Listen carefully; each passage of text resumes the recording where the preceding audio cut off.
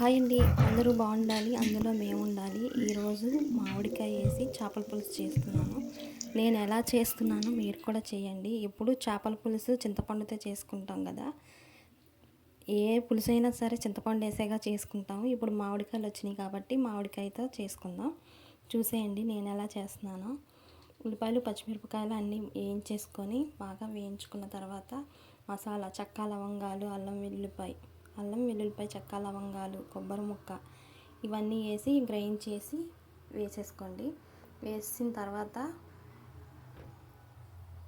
ముందుగానే చేపలు కడిగేసి ఉప్పు కారం వేసి పెట్టాను నేను.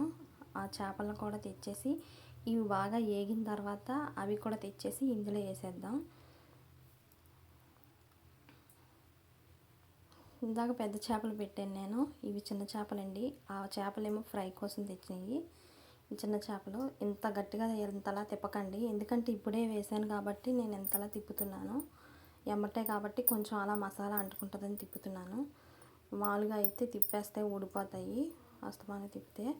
అదిగో కారపొడి వేసుకొని చేపలు వేసుకొని కారపొడి మామిడికాయ తురిమేసానండి నేను, ముక్కలు కాకుండా తురిమేసి కారం ఉప్పు కారం వేసి వాటర్ వేసేసా. కొద్దిగా వాటర్ వేసి కాసేపు ఉడకనిద్దాం. కొంచెం దగ్గర చిక్కగా నూనె తేలే వరకు ఉడకనిచ్చి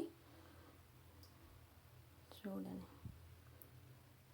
చింతపండుతో కాకుండా ఇలా మామిడికాయ వేసి చేసుకోండి, చాలా టేస్ట్గా ఉంటుంది. తురిమి వేసుకోండి, గ్రేవీగా ఉంటుంది, బాగుంటుంది కూడా. ముక్కలు కూడా ఉప్పు కారం పట్టి బాగానే ఉంటాయి తినడానికి.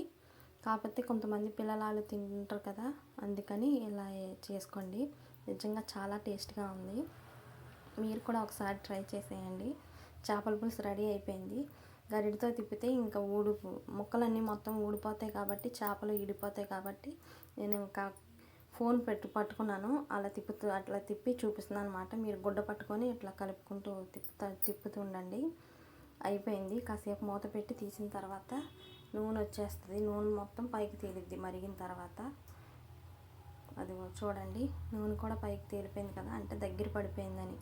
కూర రెడీ అయిపోయింది. నచ్చితే ప్లీజ్ లైక్ చేయండి,